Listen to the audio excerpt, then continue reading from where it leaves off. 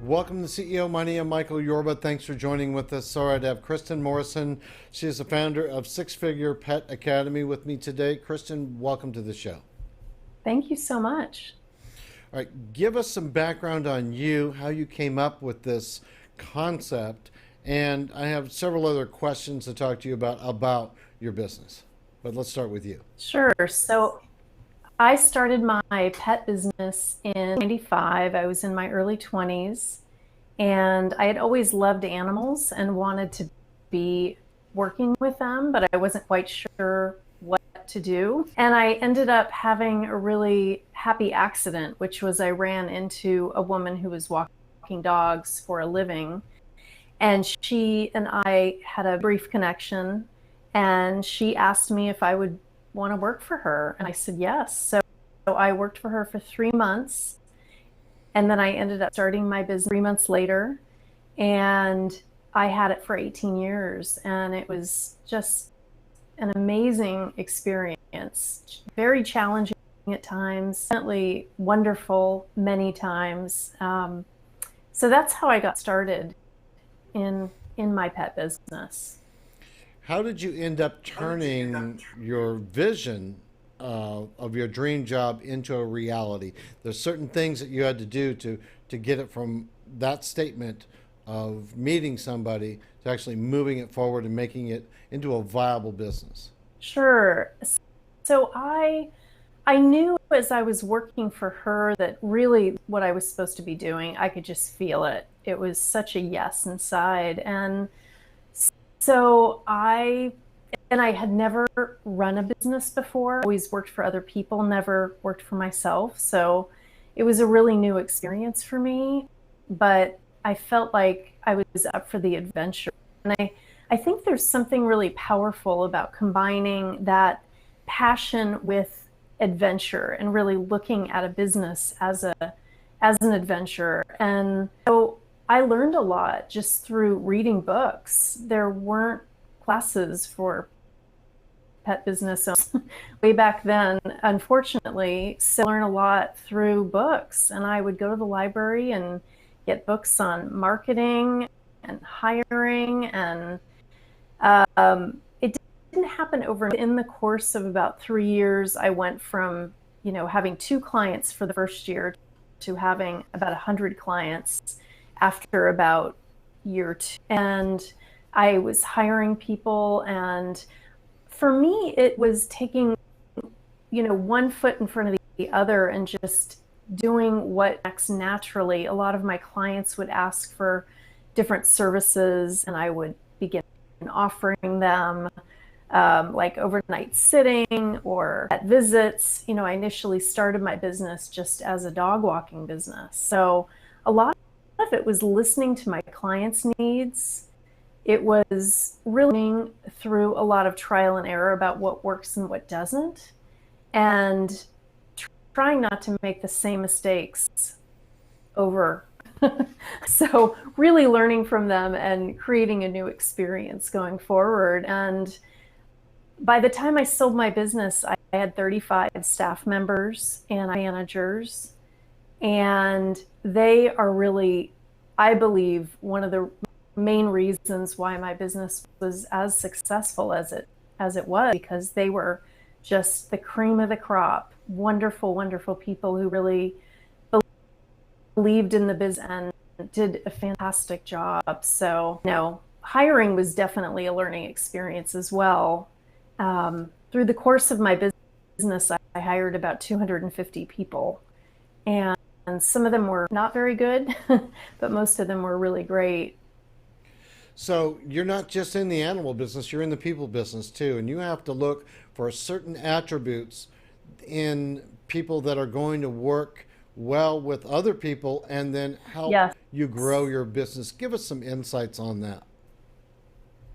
I love that you brought that up because a lot of people don't recognize that. They see it as a business that is just about the pets, but boy, it's about the people. It really is. It's about both, really. And so for me, when I would get people that were interested in working with me and they would say, oh, I don't like people, but I love pets. That to me was a huge red flag because they weren't just working with the pets, they were working with the people. And so I was wary of hiring people like that. And so it is about the people. It's really about reassuring them, letting them know that, they trust us.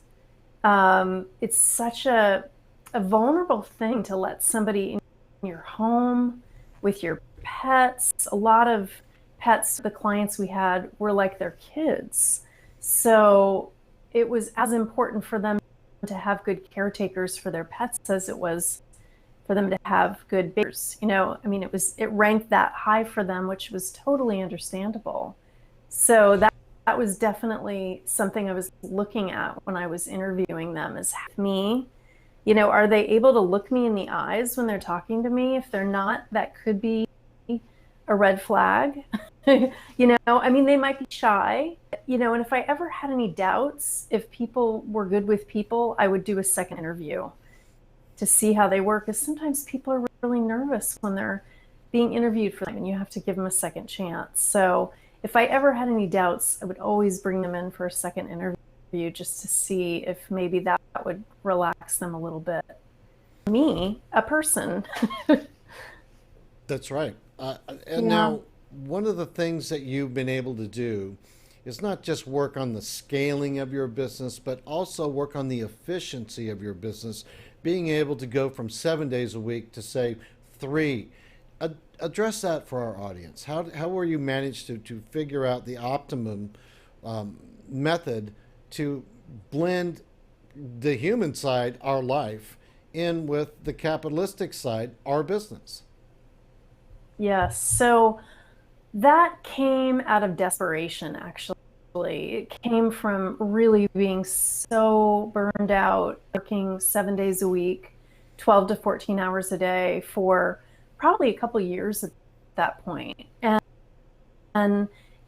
I was super passionate. It was great. That really fueled my fire, but it's not sustainable. And so I ended up realizing that if I didn't radically alter my life, I would not be doing it anymore and I would not want to do it anymore. So I really had to look at many things, look at it from a whole perspective, which is, what would I want to do if I had more time? Because at that point I'd been, in a way, a workaholic.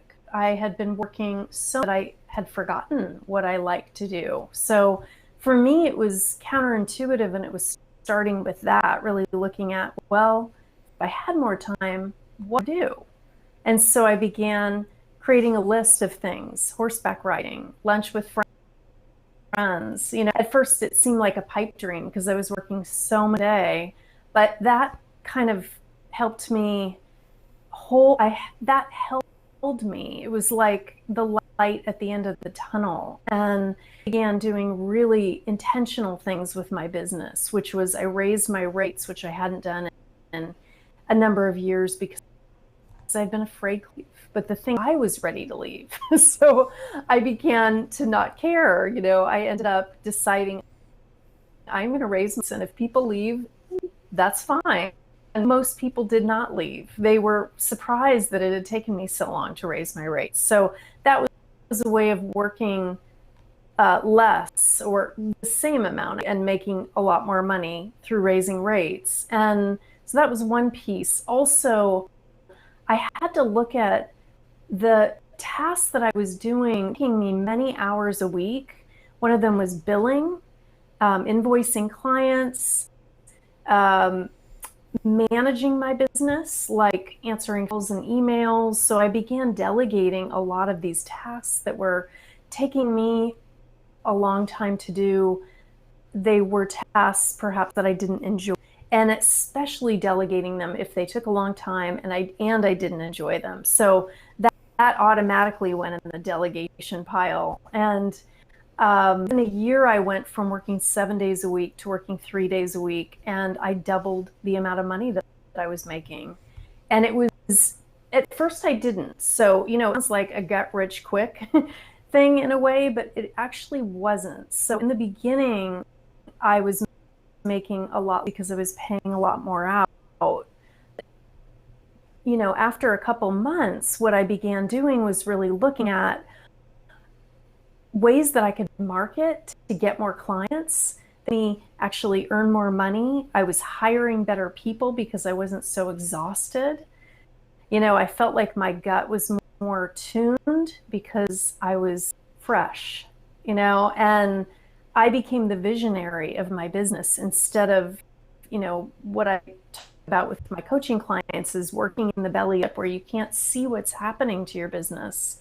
There's no room for growth or vision there in the belly of the ship. It's really when you get up onto the deck and behind the wheel of a ship, that you're able to really look out onto the horizon and see where exactly you want to go. And so through the year, I was able to really get that vision and go after it. And where I wanted to go was I wanted to travel,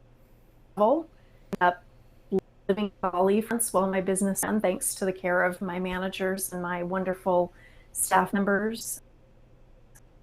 India, I was able to really live beyond what I could have imagined through having the wonderful people that I had on staff, but also recognizing that it was a way to change the way I had been doing things. Part of it was letting go of the guilt that I had of like, but this is what business, being with people or customer service, we grow and evolve just like our business does. And if we don't listen to that, then it's not going to work. So I began really listening to what I felt like I needed, and that helped my business grow. Great. All right. Kristin, thank you so much for being a guest on my show today, and I hope that we have further interviews with each other. You really touched on a lot of hot spots with me. Don't hang up after the interview. I want to make some more introductions to you. Okay, great. Thank you. You're welcome. Or you've been watching CEO Money with Michael Yorba. Thanks for joining with us. And don't forget to download our new app, CEO Money, on Android and iOS. We'll talk to you soon.